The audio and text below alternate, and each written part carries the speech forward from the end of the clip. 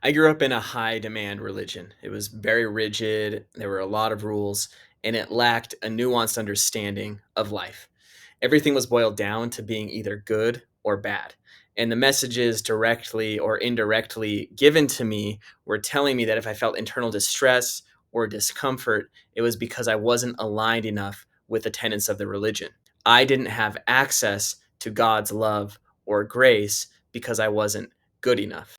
I can look back and see how this belief system kept me and so many other people limited because it created an environment where we couldn't wade into the shadow because it was too existentially charged.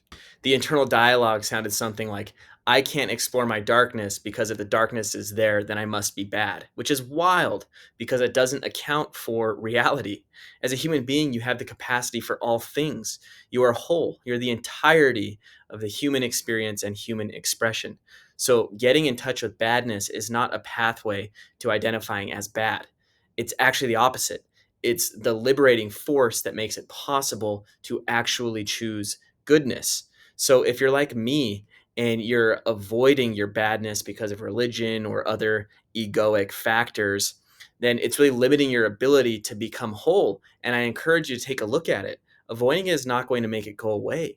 It will just keep you small. It will keep your consciousness at a low level and it will keep you scared.